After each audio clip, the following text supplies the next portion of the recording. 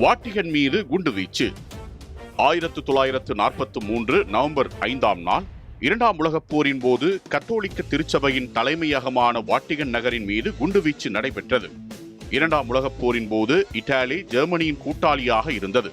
ஆனால் July 1943 Benito Mussolini பதவி நீக்கப்பட்ட பின்னர் இத்தாலி நேச நாடுகளின் கூட்டணியில் இணைந்து ஜெர்மனிக்கு எதிராக போரிடத் தொடங்கியது.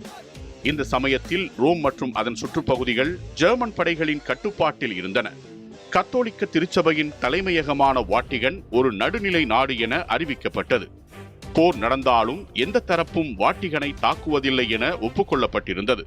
12ஆம் போப் பியஸ் அந்த நேரத்தில் வாட்டிகனின் தலைவராக இருந்தார். அவர் அமைதிக்கான முயற்சிகளில் ஈடுபட்டிருந்தார்.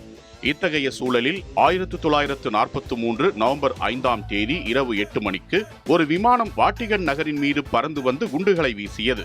இந்த குண்டுவீச்சில் வாட்டிகன் வானொலி நிலையம் உள்ளிட்ட சில முக்கிய கட்டடங்கள் சேதமடைந்தன. ஆனால் அதிர்ஷ்டவசமாக 12ஆம் போப் பியஸ் உள்ளிட்ட முக்கிய மத தலைவர்கள் எவரும் காயமடையவில்லை. இந்த குண்டுவீச்சுக்கு எந்த நாடும் பொறுப்பேற்கவில்லை. வாட்டிகன் ரேடியோ ஜெர்மானியர்களின் ராணுவ நடவடிக்கைகள் குறித்து கூட்டணியினருக்கு தகவல் அனுப்புவதாக சந்தேகித்ததால் இந்த தாக்குதலை ஜெர்மன் நடத்தியிருக்கலாம் என்ற கருத்து எழுந்தது.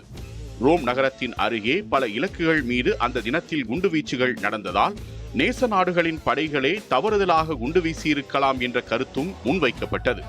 12ஆம் போப் பியஸ் உடனடியாக இரு தரப்பினரிடமும் கடும் எதிர்ப்பை தெரிவித்தார். வாட்டிகனின் நடுநிலை தன்மையை பாதுகாக்கும் வகையில் அவர் ரேடியோ ஒலிபரப்புகளை தற்காலிகமாக நிறுத்தினார்.